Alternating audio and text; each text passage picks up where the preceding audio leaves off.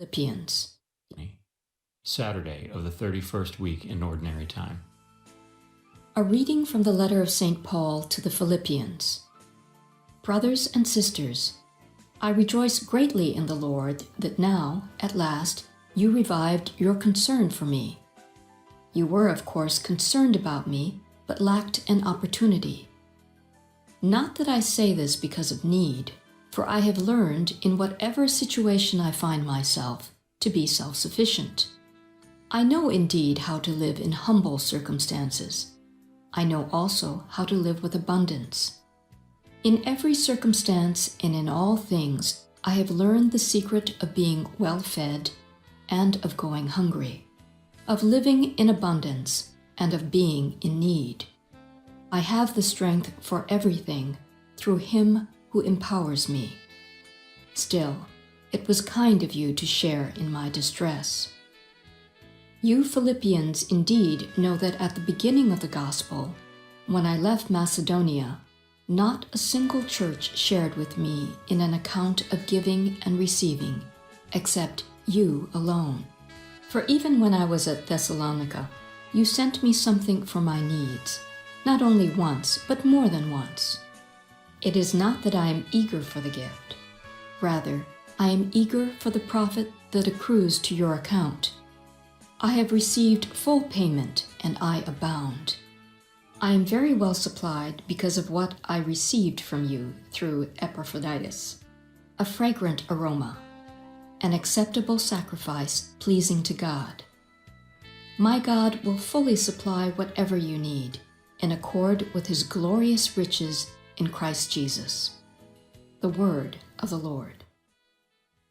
The responsorial psalm. The response is, Blessed the man who fears the Lord. Blessed the man who fears the Lord, who greatly delights in His commands. His posterity shall be mighty upon the earth, the upright generation shall be blessed. Blessed the man who fears the Lord.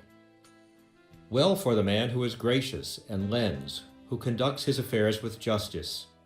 He shall never be moved. The just one shall be in everlasting remembrance. Blessed the man who fears the Lord. His heart is steadfast, he shall not fear. Lavishly he gives to the poor. His generosity shall endure forever. His horn shall be exalted in glory. Blessed the man who fears the Lord. A reading from the Holy Gospel according to Luke.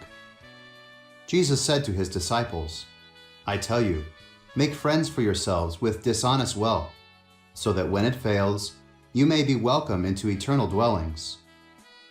The person who is trustworthy in very small matters is also trustworthy in great ones, and the person who is dishonest in very small matters is also dishonest in great ones.